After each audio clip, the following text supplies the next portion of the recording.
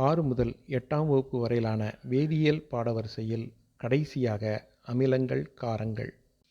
அமிலம் என்ற சொல்லானது புளிப்பு என பொருள்படும் அசிடஸ் என்ற லத்தீன் மொழிச்சொல்லிலிருந்து வருவிக்கப்பட்டது. அமிலங்கள் புளிப்புச் சுவையுடையவை. அமிலங்கள் ஒன்று அல்லது அதற்கு மேற்பட்ட இடப்பெயர்ச்சி செய்யத்தக்க ஹைட்ரஜன் அணுக்களை பெற்றுள்ளன. அமிலத்தை நீரில் கரைக்கும் பொழுது ஹைட்ரஜன் அயனிகளை வெளியிடுகிறது. அதாவது H+ அப்படிங்கிற அயனிகளை வெளியிடுகிறது. ஹைட்ரோகுளோரிக் அமிலம் HCl, சல்ஃபூரிக் அமிலம் H2SO4 மற்றும் நைட்ரிக் அமிலம் HNO3 ஆகியவற்றை நீரில் கரைக்கும் பொழுது ஹைட்ரஜன் அயனிகளை கொடுக்கிறது. ஆக சிம்பிளா நீரில் கரையும் போது ஹைட்ரஜன் அயனிகளை வெளியிடும் வேதிச் சேர்மங்கள் அமிலங்கள் என்று வரையறுக்கப்படுகின்றன. உயிருள்ளவற்றிலிருந்து கிடைக்கக்கூடிய அமிலங்கள் கரிம அமிலங்கள் என்றும், தொழிற்சாலைகளிலிருந்து பெறப்படும் அமிலங்கள் கனிம அமிலங்கள் என்றும் வகைப்படுத்தலாம். பழங்கள், காய்கறிகளில் காணப்படும் அமிலங்கள் கரிம அமிலங்கள். சிட்ரிக் அமிலம் ஆரஞ்சு, எலுமிச்சை, லாக்டிக் அமிலம் பால் பொருட்கள், ஆக்சாலிக் அமிலம் தக்காளி, அசிட்டிக் அமிலம் வினிகர், மாலிக் அமிலம் ஆப்பிள், டார்டாரிக் அமிலம் புளி, திராட்சை. இவையெல்லாம் எடுத்துக்காட்டுகள். அமிலங்கள் பற்றிய கொள்கையை முன்வைத்தவர் ஸ்வீடன் நாட்டு வேதியியலாளர் அர்ஹீனியஸ் என்பவர். கனிம அமிலங்களுக்கு எடுத்துக்காட்டு ஹைட்ரோகுளோரிக் அமிலம், சல்ஃபூரிக் அமிலம், நைட்ரிக் அமிலம் போன்றவை. திண்ம நிலையில் காணப்படும் அமிலம் பென்சாயிக் அமிலம். நிறங்காட்டிகள் பொதுவாக அமிலத்தை சிவப்பு நிறமாக காட்டுகின்றன. நீங்கள் அமிலம் அப்படின்னாலே அபாயம்னு ஞாபகம் வச்சுக்கோங்க. சிவப்பு அப்படிங்கிறது ஈஸியாக ஞாபகம் வச்சுக்கலாம். நீல லிட்மஸ் தாளை சிவப்பாக தான் மாற்றோம். மெத்தில் ஆரஞ்சு கரைசலையும் சிவப்பாக தான் மாற்றோம். மோஸ்ட்லி அமிலங்கள் நிறங்காட்டிகளை சிவப்பாக மாற்றுகின்றன. அமிலங்கள் நீரில் நன்கு கரையக்கூடியவை. அமிலம் கலந்த நீர் மின்சாரத்தை நன்கு கடத்தும். வயிற்றில் பசி உணர்வு ஏற்பட காரணமாக உள்ளது ஹைட்ரோகுளோரிக் அமிலம். வயிற்றில் ஹைட்ரோகுளோரிக் அமிலம் சுரக்கும் அளவு அதிகரித்தால் வயிற்றுப்புண் ஏற்படுகிறது.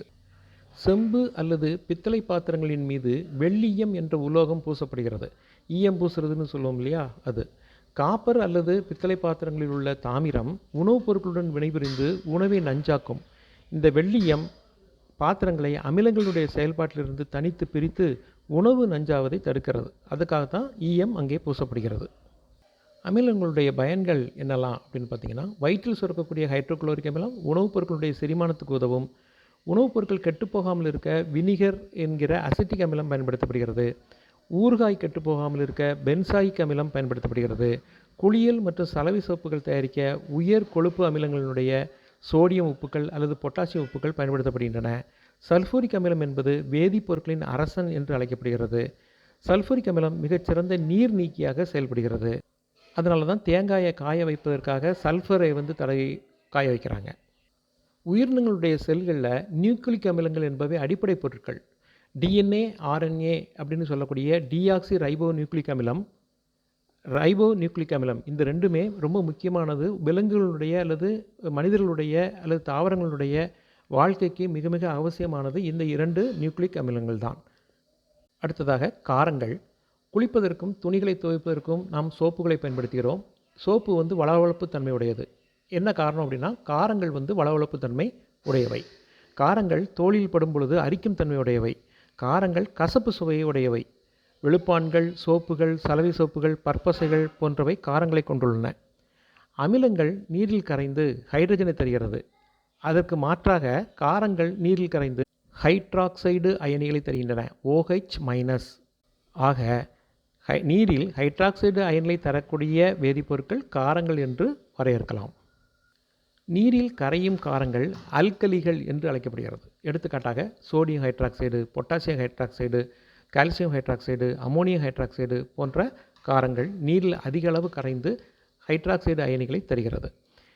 ஆனால் ஹைட்ராக்சைடு அயனிகளை தராத சில வேதிச் சேர்மங்களும் காரங்களாக உள்ளது. எடுத்துக்காட்டு sodium carbonate, sodium bicarbonate, calcium carbonate போன்றவை. சில பொதுவான பெயர்கள் தெரிந்து வைத்துக் கொள்வது நல்லது. மெக்னீசியா பால்மம் என்று சொல்லக்கூடிய இந்த டைஜஷனுக்காக அல்லது வயிற்றுப்புண்ணுக்காக நம்ம சாப்பிடக்கூடிய ஒரு மருந்து மெக்னீசியம் ஹைட்ராக்சைடு. சலவை சோப்பு சோடியம் ஹைட்ராக்சைடு. ஜன்னல்களை, கண்ணாடிகளை சுத்தம் செய்வதற்கு பயன்படக்கூடிய கரைசல் அமோனியம் ஹைட்ராக்சைடு. சுண்ணாம்பு நீர் என்பது கால்சியம் ஹைட்ராக்சைடு. சாதாரண சோப்பு, அதாவது சலவை சோப்பாகவும் இருக்கலாம், அது பொட்டாசியம் ஹைட்ராக்சைடு. சலவை சோடா வந்து சோடியம் கார்பனேட், சமையல் சோடா வந்து சோடியம் பைகார்பனேட், காஸ்டிக் சோடா அல்லது எரி சோடா அப்படின்னு சொல்லக்கூடியது வந்து சோடியம் ஹைட்ராக்சைடு, காஸ்டிக் பொட்டாஷ் அப்படின்னு சொல்லக்கூடியது வந்து பொட்டாசியம் ஹைட்ராக்சைடு. காரங்களின் நீர் கரைசலும் அதிக அளவு மின்சாரத்தை கடத்தக்கூடியதாக உள்ளது. காரங்கள் நிறங்காட்டிகளுடைய நிறத்தை மாற்றுகிறது, அதாவது அமிலத்துக்கு எதிராக. சிவப்பு லிட்மஸ் தாளை நீலமாக மாற்றும். மெத்தில் ஆரஞ்சு கரைசலை மஞ்சளாக மாற்றும். ஃபினாப்தலின் கரைசலை இளம் சிவப்பாக மாற்றும். அமிலங்கள் பொதுவாக திரவ நிலையில் காணப்படும் பென்சாயிக் அமிலத்தை தவிர. காரங்கள் பெரும்பாலும் திடநிலையிலே காணப்படும். சிவப்பு எறும்பு கடித்தாலோ தேனீ கொட்டினாலோ நமது உடலில் சேர்க்கப்படுவது ஃபார்மிக் அமிலம். அதனால் அமிலமாக இருப்பதனால அங்கே நம்ம கால்சியம் ஹைட்ராக்சைடு நீர்த்த சுண்ணாம்பு பூசுவதன் மூலம் அதை நடுநிலையாக்கல் வினைக்கு உட்பட்டு அந்த வலியை நாம் குறைக்கலாம். குளவி கொட்டுதல் அப்படிங்கிறது வந்து காரத்தை நமது தோலினுள் செலுத்துகிறது. ஆல்கலி, அதாவது நீரில் கரையக்கூடிய காரத்தை நமது தோலினுள் செலுத்துகிறது. இதை தண்ணியில் கழுகிட்டே இருந்தாலும் அந்த வலி குறையும். அல்லது வினிகரை அதில் சேர்ப்பதன் மூலம், ஒரு அமிலத்தை அதில் சேர்ப்பதன் மூலம் நடுநிலையாக்கல் வினைக்கு உட்பட்டு வலியை குறைக்கலாம். நீங்கள் சிட்ரிக் ஆசிட், ஆரஞ்சு பழ சாறு அல்லது எலுமிச்சை பழ சாறு கொண்டு அதை வந்து நம்ம நடுநிலையாக்க முடியும். குளவி கொட்டுதலுடைய வலியை நாம் குறைக்க முடியும். அடுத்தது பற்சிதைவு. பற்களுக்கு இடையே உள்ள உணவுத் துகள்கள் அல்லது பாக்டீரியாவில் வந்து அமிலம் உருவாகும். அதை பற்பசை கொண்டு, அது வந்து மிக வலிமை குறைந்த காரம், அந்த வலிமை குறைந்த காரத்தை கொண்டு அந்த அமிலத்தை நடுநிலையாக்கல் வினைக்கு உட்படுத்தி அதை குறைக்கிறோம். பற்சிதைவை நாம் குறைக்கிறோம். அமிலத்தன்மை. வயிற்றில் சுரக்கக்கூடிய ஹைட்ரோகுளோரிக் அமிலம் அதிகமாக சுரக்கப்படும் பொழுது மெக்னீசியம் ஹைட்ராக்சைடு அல்லது அலுமினியம் ஹைட்ராக்சைடு என்ற காரத்தை சேர்ப்பதன் மூலம் நமது வயிற்றில் இருக்கக்கூடிய புண்களை குணப்படுத்துகிறோம். வேளாண்மையை பொறுத்த வரைக்கும் அமிலத்தன்மையுடைய மண், அதாவது அமில மண்ணாக இருக்குதுன்னா அதில் சுண்ணாம்பு கற்களையோ அல்லது மரத்தை எரித்தால் கிடைக்கக்கூடிய சாம்பலையோ அதை போட்டு நடுநிலையாக்கல் வினைக்கு உட்படுத்தி நில மாசுபாடு தடுக்கப்படுகிறது. தொழில்துறையை பொறுத்த வரைக்கும் தொழிற்சாலை கழிவில் உள்ள சல்ஃபூரிக் அமிலம், அது கூட சுண்ணாம்பு காரத்தை சேர்ப்பதன் மூலம் நடுநிலையாக்கல் வினைக்கு உட்பட்டு நீர் மாசுபாடு தடுக்கப்படுகிறது. அமில காரத்தை காட்டி கொடுக்கும் பொருட்கள் நிறங்காட்டிகள் என்று அழைக்கப்படும். இது ஒரு வேதிப்பொருளாகவும் இருக்கலாம். ஒரு வேதிப்பொருள் அமிலத்தன்மை உடையதா அல்லது காரத்தன்மை உடையதா என்பதை பொருத்தமான நிறமாற்றத்தின் அடிப்படையில் குறிப்பதே நிறங்காட்டி. நிறங்காட்டி வந்து இயற்கையாகவும் இருக்கலாம், செயற்கையாகவும் இருக்கலாம். இயற்கை நிறங்காட்டிகள் என்று சொல்லப்படக்கூடியவை லிட்மஸ், மஞ்சள் சாறு, செம்பருத்திப்பூ மற்றும் பீட்ரூட் சாறு. அமில கரைசலில் மஞ்சள் நிறங்காட்டி எந்த மாற்றத்தையும் தருவதில்லை. ஆனால் காரக்கரைசலில் மஞ்சளானது சிவப்பு நிறமாக மாறுகிறது. ஆரத்தி எடுத்தலின் போது சுண்ணாம்பு கரைசலுடன் சிறிது மஞ்சளை சேர்த்தால் அது சிவப்பு நிறமாக மாறுவதை நாம் காண்கிறோம். செம்பருத்தி சாறு அமில கரைசலில் இளஞ்சிவப்பு நிறத்தையும் காரக்கரைசலில் பச்சை நிறத்தையும் தருகிறது. லிட்மஸ் என்பது லைக்கன்கள் என்று நாம் உயிரியலில் படித்த ஒரு தாவரம். அதாவது பூஞ்சையும் ஆல்காவும் இணைந்த ஒரு அமைப்பு தான் லைக்கன்னு சொல்கிறோம்.